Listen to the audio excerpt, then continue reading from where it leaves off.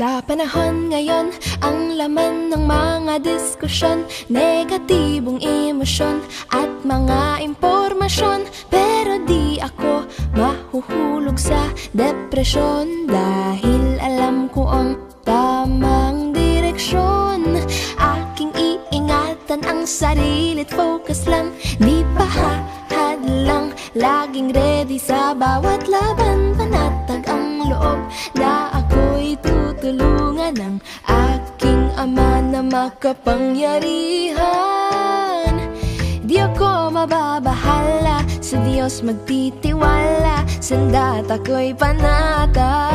Hindi ako nagdududa, siya'y di magpapabaya.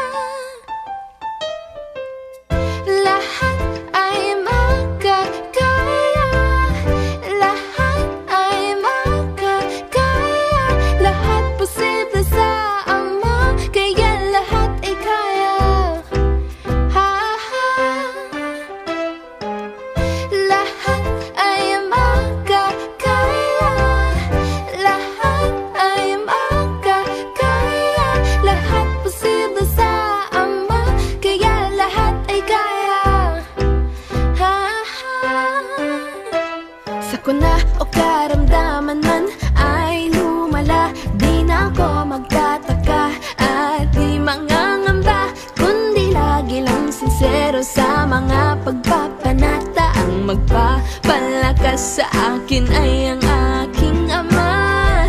Kung sunod-sunod man ang mga pagsubok, anumang sitwasyon, kailan may hindi susuko, hindi maiinip, matyagang maghihintay sa katuparan ng aking katubusan na malapit na. Di ako mababahala, sa Diyos magtitiwala, sanda't ako'y panata. Hindi ako nagdududa, siya'y di magpapabaya.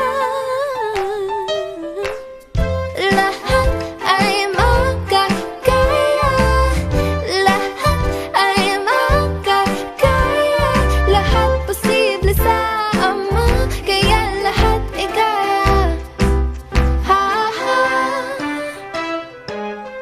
Lahat ay makakaya, lahat ay makakaya, lahat posible sa Ama, kaya lahat ay kaya. Ang Diyos ang aking proteksyon sa lahat ng oras at panahon, kaya siya'y naglagay ng namamahalang mapagmahal sa iglesia at nagmamalasakit sa tuwina. Di ako mababahala, sa Diyos magtitiwala, sanda't ako'y panata. Hindi ako nagdududa, siya'y di magpapabaya. Lahat ay makakaya, lahat ay makakaya, lahat posible sa Ama, kaya lahat ay kaya. Lahat ay makakaya, lahat ay makakaya, lahat posible sa Ama, kaya lahat ay kaya. Lahat ay kayang-kaya.